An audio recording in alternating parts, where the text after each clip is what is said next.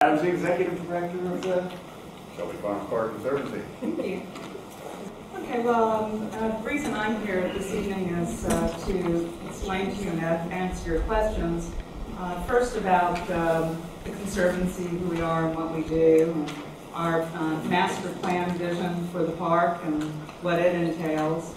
And then I think you've been able to read our position on our website, and we've sent it out. But we'll talk a little bit about what our position is and things that we're looking out for to protect. Shelby Farms Park Conservancy is a 501c3 nonprofit organization. We have an agreement with Shelby County government by which we manage 3,200 acres of Shelby Farms and 6.5 miles of the Shelby Farms Green Line for the citizens of Shelby County. Our vision is to give rise to a celebrated 21st century park that defines and shapes a great city. I wanted to tell you a little bit about timeline and context so you understand how we are here today and the relationship that we have to the road process. In 2005, as John told us, there was a committee called the Shelby Farms Parkway Advisory Committee that reached an agreement on an alignment for Shelby Farms Parkway. In 2006, with help from our county commissioner and our mayors, we were able to win a conservation easement over Shelby Farms property, which basically put to end any conversation, as would happen in tough financial times, about parts of the park being sold off for commercial development, and allowed us really to focus on how to make Shelby Farms the best park in the country. In 2007, the Shelby Farms Park Conservancy was established with 501c3 status, and that's when our master plan, our management agreement went into effect with Shelby County government. And then in 2008, our master plan was approved for the park. So I just want to go a little bit, I'm going to read this to you in case you haven't seen it. Our position on Kirby-Whitten Parkway. The City of Memphis, TDOT, and Shelby County government have requested that we, Shelby Farms Park Conservancy, agree that the plans for Kirby-Whitten Parkway incorporate all possible planning to minimize harm to Shelby Farms Park. It's also called de minimis determination. In order for us to make that decision, we have requested guarantees that certain conditions be met. We are awaiting the answers to several questions we have about the parkway design before agreeing to de minimis determination. And I'll go into those with a little bit more detail for you in a few minutes. We do not currently have the information to agree or disagree that the alignment of Kirby Parkway has been designed for the express purpose of minimizing any impacts to the features or attributes that qualify Shelby Farms Park for protection under 4F. We take our role as protectors of the park on behalf of the citizens seriously as possible. So I'm going to go, there are several things that we are keeping on our radar that we've been talking to the city and the county about, but I'm going to go into a little bit more detail on that after you understand a little bit more about the plans for the park. So here's Shelby Farms Park in the context of the city, in the context of the county. It's huge. We are arguably the largest metropolitan park in North America, 4,500 acres. The largest metropolitan park in North America. And it also is probably the best opportunity for Memphis and Shelby County to really get on the map globally for what we are able to do.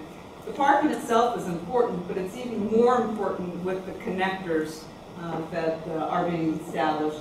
We operate the Shelby Farms Green Line. The first 6.5 miles is open. We're working very closely with our Shelby County Public Works and with our county mayor and others to go ahead and extend the park of the Shelby Farms Green Line another 4.5 miles to the east, to the center of Cordova. So when that is complete, it will be a 10 or maybe even 15-mile multi-use path from Cordova to Overton Park. On the southern edge, of course, is the Wolf River, and the Wolf River Greenway, when it's complete, will be 22 miles all the way from the Fayette County line to the Mississippi River. So when you take it all together, it's a really powerful vision for Shelby County.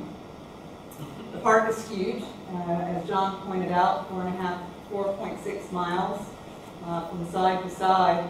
And it's being used today for a variety of different activities. We have several of our user group representatives in the audience tonight. There are over 20, probably closer to 25 organized user groups that use the park, from the Ornithological Society to the windsurfers, to the equestrians, to the mountain bikers, and it's an incredible resource. But with its size and location also came some challenges that we had to face and that we currently face with the park and planning the future of the park with the master plan. One is identity.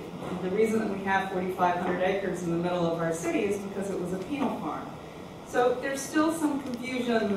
John likes to call it the farms. I keep reminding him that it's the park, and we do that every time we see each other. But there is confusion. I mean, in fact, you can drive down Walnut Grove Road and really have no idea what lies inside and waits for you. You can be on Germantown Parkway, and you never really know this vast, wonderful, expansive land that we have on the center. It hasn't been taken care of very well. It was, of course, it was a woodland, and all the woodlands were taken down. It became farmland, and it was assembled, and it became a penal farm. There's really not that much that's natural left about it. The river was channelized, which has caused great damage to forests along the river. When we took over management, it was just a mowing operation, so there really wasn't that rich of wildlife habitat as part of the park. So those are some of the things that we deal with in the first, and what's the identity of it. The second is that it's divided by its infrastructure currently. Walnut Grove goes down the middle of it, east to west, and Farm Road is cutting through north and south, and it's pretty dangerous to get across Farm Road right now. The third issue is our ecosystems. While we have woodlands in the park, they're disparate, they're not healthy, there's lots of invasives, and they're not connected. So it really doesn't provide a great habitat or ecosystem now. And then the final problem is deficient access, and that's both vehicular and pedestrian, although we've done a lot over the last couple of years to improve the pedestrian and bike access with the Shelby Farms Green Line and the Wolf River Green Lane Bridge. This is the master plan for the park. The master plan, I won't go into the process, I'm sure many of you were involved in it when it was being developed, but the four key challenges that we looked at in the previous slide were all the challenges that we wanted to overcome with the master plan. And we wanted to make the park legible. For 4,500 acres, we really thought a lot about how do you take such a massive space and make it usable and legible. So the master plan really divides the park into 12 landscape rooms. And each of those rooms is designed for different kinds of recreation, different kinds of habitat, so that, no matter how you use the park, there's a place for you. There's larger, more public places. There's quieter, wilder, more intimate spaces. But the concept of the landscape rooms. The parkway, of course, was decided. This alignment was already in place when we took over operations. So we have designed around it. We have some friends in the room this evening from the University of Memphis Ecological Resource Center. They have just completed and delivered to us an integrated natural resource management plan. That's 700 and how many pages, Cheryl? 728 pages. We started working on it really before we even started working on the master plan, because before you can know where you're going and what to do, you have to understand what you have today. So the University of Memphis has completed a very extensive survey of all the natural resources at the park, and they have delivered to us a management plan to restore the natural resource. We are in the process of now setting up our organization to be prepared for that very important work. And you'll see if you use the park, you'll notice already that there are areas that we've let return to grasslands. We've planted over 5,000 trees in the park already. Our plan is to plant up to 1 million. So we're, the natural resources is the highest priority that we really have is protecting the natural resource. The first thing we did in the way of improvements was to make the pedestrian connections. We built a trail that will take you from the Patriot Lake up to the Shelby Farms Green Line. You can come down the Green Line, through the park, get on our South Connector Trail, go along the landfill, through the forest, and over a new pedestrian bridge, and get on the Wolf River Greenway. Some of the images of the Green Line and the pedestrian bridge. Then we started focusing on children. We developed the Woodland Discovery Playground. I don't know, have any of you seen that? Any playground at the park? It's a really magnificent project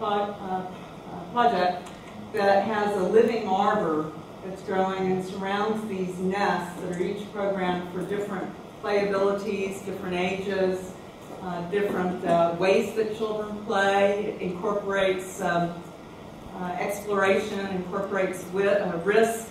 It brings children back into nature and into the woodland in very healthy ways. Images. And the next project that we're working on now is the enhancements to Patriot Lake. Patriot Lake was a borrow pit, actually. It was built when the county needed dirt to cap the landfill. It's our most popular feature, but it's not really a very healthy lake or aquatic center now. Right now it's 55 acres here. In the current plan, the lake doubles in size, but at the same time that we expand the lake, we expand the hydrology. The current water that feeds into the lake is about a 4-to-1 ratio, but we expand that to about 9-to-1 with the expansion of the lake. And we're even testing that now. We have some consultants that are working with us to look to make sure that the hydrology is working the best way that it can. So this is just the site drainage. This is how the hydrology, the existing hydrology of the lake. This is the master plan. This is what the lake will look like. I'll take you and walk you around a little bit of the lake. The way that it's designed is that the active part of the lake is on the northern edge, and the passive habitat is on the southern edge. Just a few of the images. We want to bring more music and theater, ballet out to the park, and the way that we're approaching that as an urban amphitheater, so when it's not in use, it's just a lawn. There's a water feature, pavilions, places where you can get, a cup of coffee or a wetland walk on the northern edge, some point decks so that you can get out over the water. This is shows a little bit about how we're designing the edges to be flexible, to be able to withstand fluctuations in water that come from when we're in droughts. There again, the passive part of the south and the south side of the lake, with a little cypress walk and grove that goes through. Restoring the lake ecology so that we're improving the fisheries lake. And lastly, planting 1 million trees. 1 million is really sort of metaphorical. We could get to 100,000 and look around and say that's enough, but it's really establishing reestablishing the woodland that was once at the park. This is in production now. This is a signage package. We're not doing all of it initially, but this is addressing the question of identity. So that as you're coming to the park, at each of our major gateways, there's signage, Shelby Farms Park signage that lets you know that you're entering a special sacred place. We focus a lot on education programs. We have several. We have completed our second summer camp, highly successful. Our education programs really focus around active lifestyles, nutrition, environmental literacy, and also youth development. Our Shelby Farms Youth Alliance is our youth voice that's very active. We have established a leadership garden, our Green Line Gardens, and We're growing all sorts of food there, and our youth that work in it, they start on bicycles that we give them from their homes in Binghamton. They bike down the Green Line, they work in the garden, they take the vegetables back up to the farmer's market that's in the Binghamton area. They sell them, and the money from that goes back to support the garden. It's a picture of some of our kids involved in the Leadership Garden. And most recently, we've entered into a contract with Memphis City Schools Nutrition Center, where we are, together with the Nutrition Center, we're growing school food for the first farm to school table, farm to fork fellowship in the region. Summer camp. Our summer camp has just won the highest award in the nation. It's only in its second year, from the National Health and Fitness Award from the National Recreation and Park Association. We have a few team members that will be going out to Anaheim, California later this month, next month, to receive that award. And our Woodland Discovery Playground has been awarded one of the first 2 in the country awards of sustainable sites. So it's become a sustainable site initiative, which is sort of like LEED standards for landscapes. I'm very proud of that. So all of that is really to say that as stewards of the park, having really come to understand that there probably has to be a solution to improve access and circulation that includes Shelby Farms Park. We've been working very closely with the City of Memphis and Shelby County. And we are looking for assurances that the parkway design makes it easy for visitors to get to and around the park, that both vehicular and non-vehicular circulation are improved, that Walnut Grove Road won't be widened, and that speed limits will be reduced, and that Sycamore View will not be extended through the park, that the parkway prioritizes bike and pedestrian access and connectivity to the Shelby Farms Green Line and the Wolf River Greenway, that the parkway enhances bike and pedestrian access to and from the neighborhoods around the park, that the parkway enhances pedestrian vehicular connectivity between the north, south, east, and west areas of the park, that the parkway does not harm our floodplain or aquifer and honors our natural environment, that the parkway design complements the bold and aspirational vision for Shelby Farms Park, that the parkway has underground utilities and no lighting, and that the citizens be provided an easy-to-understand 3D model of the parkway in relation to the park at a public meeting to be held in the fall, and we'll have a full opportunity to comment.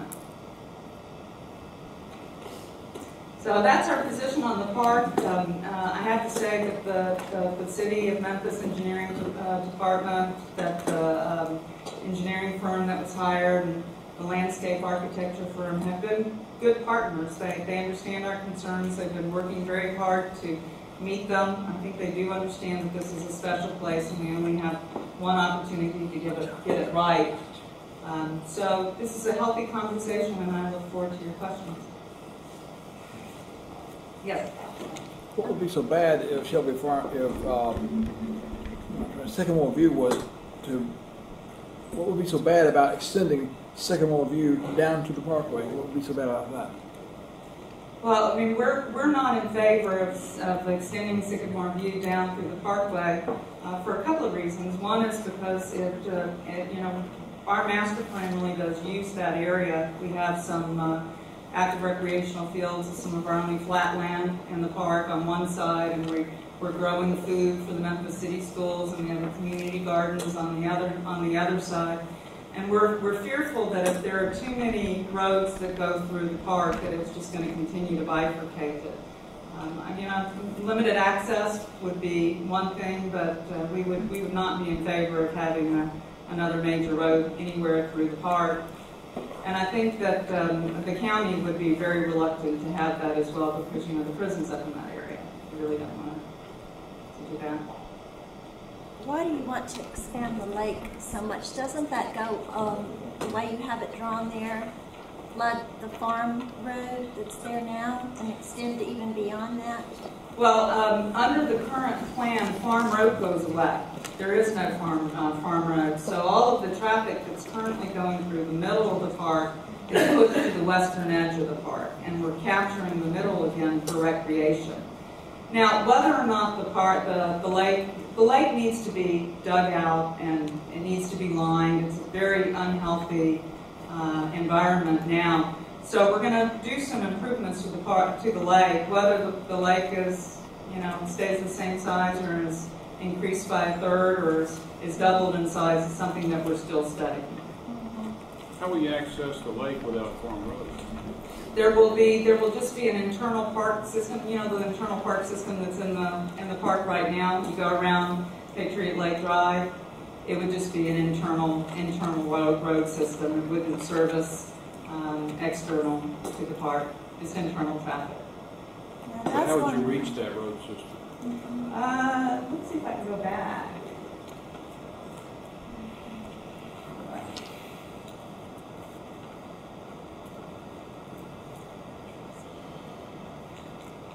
I'm not having a lot of success using this.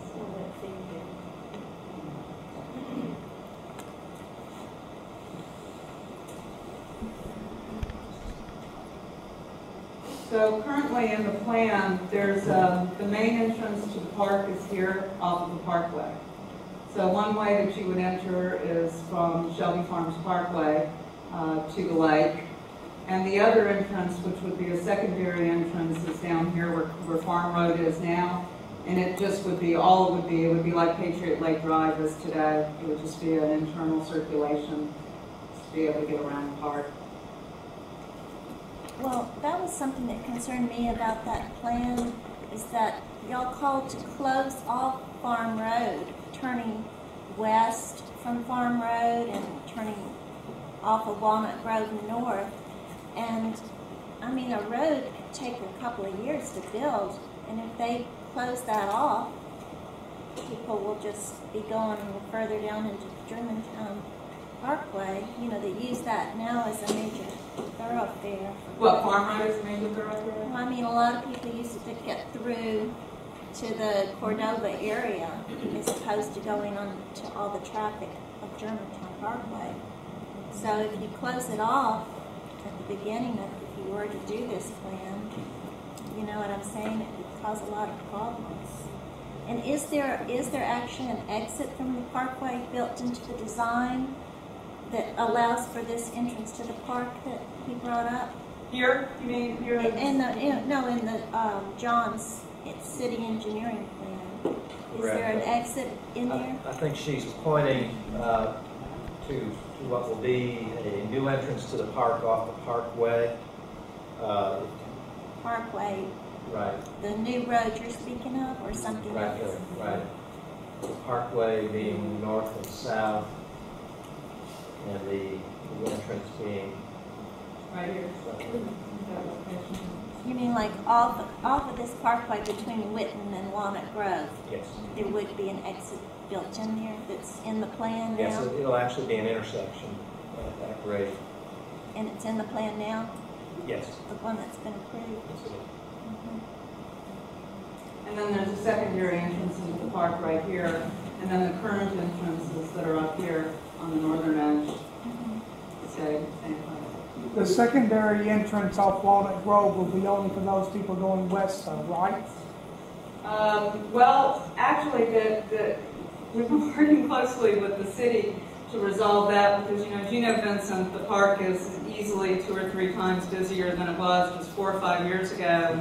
All we have to do is have a food truck rodeo or a concert or Starry Nights, and people can't get into the park today. It's so popular. So what we've asked, one of the things that we've asked the city to ensure is that we have access, that we can have an entrance here close to where the farm road, a little bit further east probably of where the current farm road entrance is. And it won't have a, currently it is not shown as a red light, but you will be able to make a left turn in and a left turn out. Will it go underneath the entrance, John? No. And It'll be Okay. it'll be similar to to the Ducks Unlimited entrance of Okay. the Agri Center, something like that. Okay. Yes, sir. Do I see a connection on that map up to Sycamore View from near the park entrance? Is there a road up there? Yeah, that's not current. Currently, it is not in the plan. Oh, I see.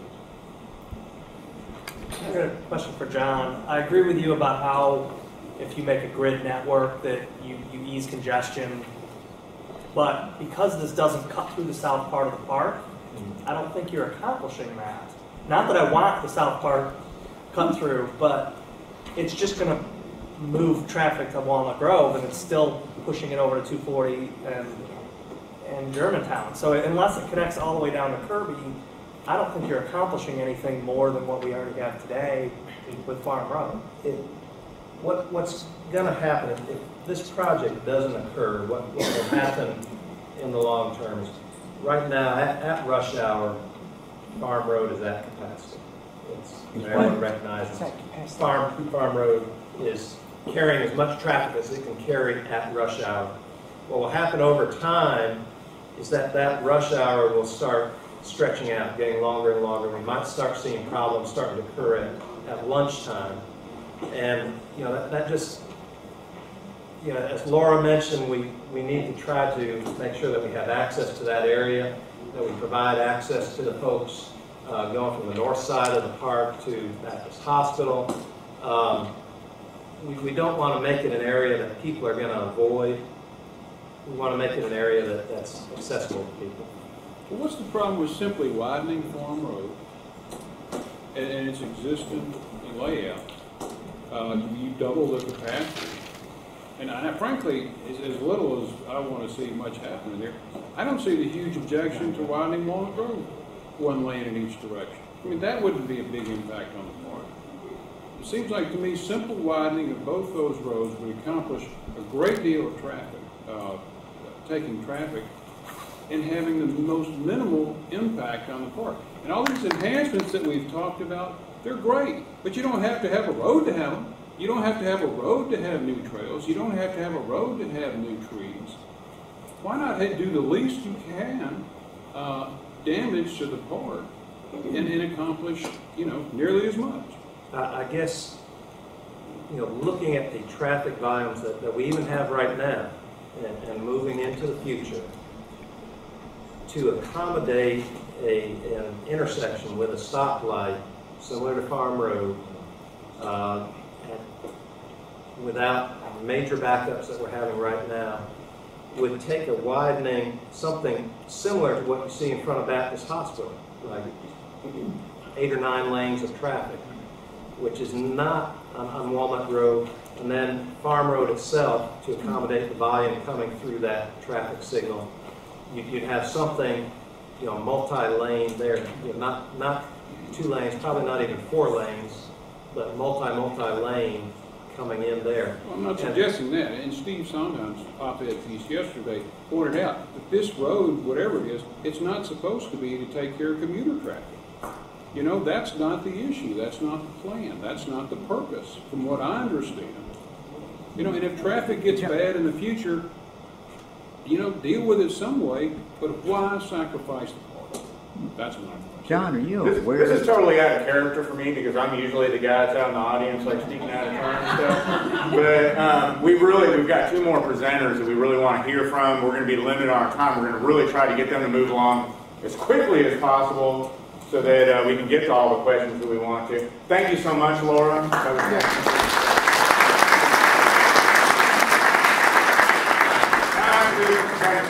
Got a degree in civil engineering, has spent quite a bit of time looking at this and also, looking